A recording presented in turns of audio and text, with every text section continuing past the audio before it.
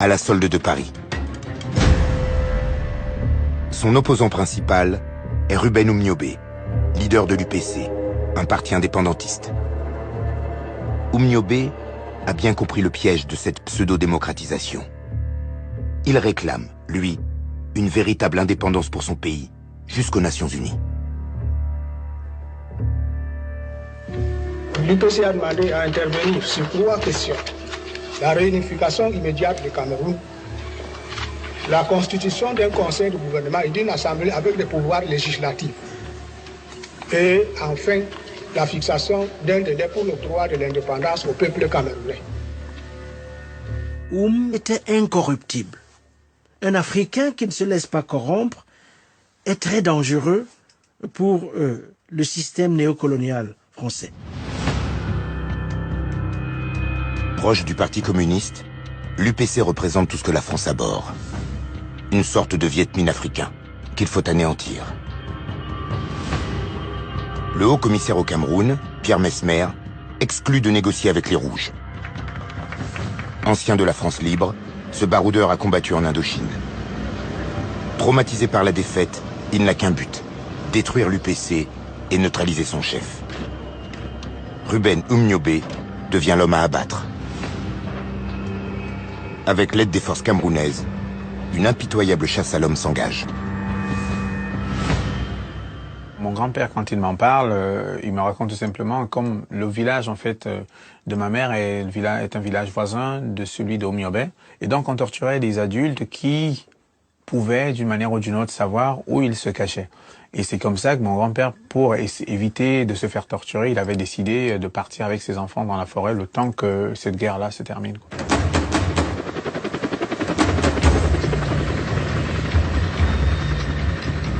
Pour nettoyer la région, les troupes françaises appliquent les méthodes de contre-guérilla imaginées à Madagascar, affinées en Indochine et utilisées au même moment en Algérie. Des villages sont anéantis à coups de napalm.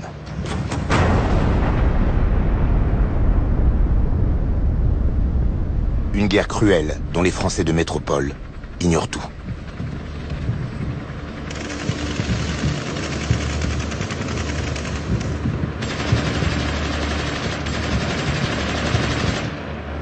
Oumniobé décrit la situation.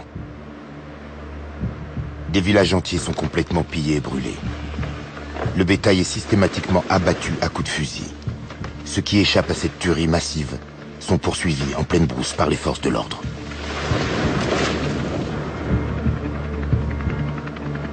Après des mois de terreur, les maquisards de l'UPC sont anéantis. Repéré, Ruben Oumniobé est abattu. Mon grand-père m'a raconté que lorsqu'on tue Oumniobé, son corps est traîné sur des kilomètres pour le défigurer. Il pleuvait ce samedi. Et donc, ils l'ont traîné dans la boue, le visage défiguré, tuméfié. C'est à peine s'il est habillé. Il faut montrer que cet homme, il a été défait.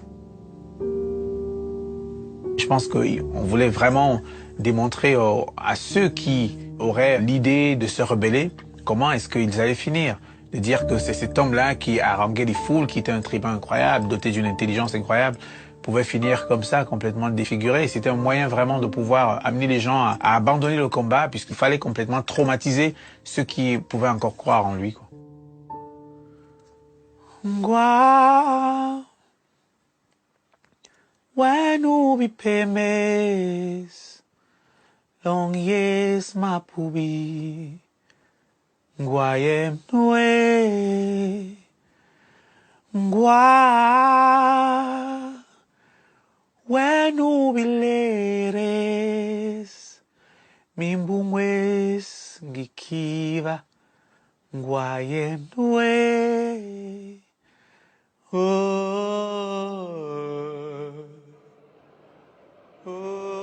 L'ennemi est mort. Et le protégé de la France, Amadou Ahidjo, peut se répandre sur les ondes. Les troubles qui ont secoué certaines régions du Cameroun se sont presque tous éteints. Nous avons fait, en collaboration avec les représentants de la France au Cameroun, tout ce qui était à notre pouvoir pour que le calme revienne. Nous sommes heureux de constater que nos efforts ont été couronnés de succès. Amadou Ahidjo prendra le pouvoir et installera une dictature, soutenue par les Français. La répression contre l'UPC au Cameroun durera des années. Avec l'aide de Paris, elle fera des centaines de milliers de victimes.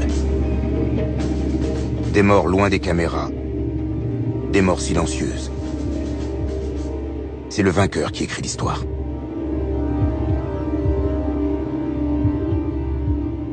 Lorsque j'ai grandi au Cameroun, il était interdit de parler de Oum et de l'UPC. Moi, j'ai été témoin, jeune homme, de gens qui évoquaient Oum et qui essayaient de voir qui était à côté d'eux. Et donc, un silence de plomb a pesé sur le pays. On a essayé de faire comme si Oum n'avait jamais existé.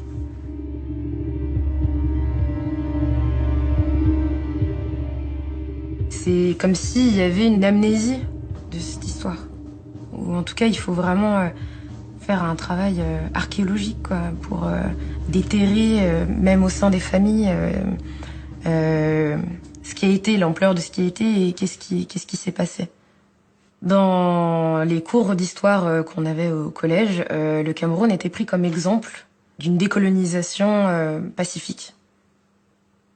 C'est incroyable à quel point les faits et l'histoire peuvent être falsifiés, et de manière institutionnelle.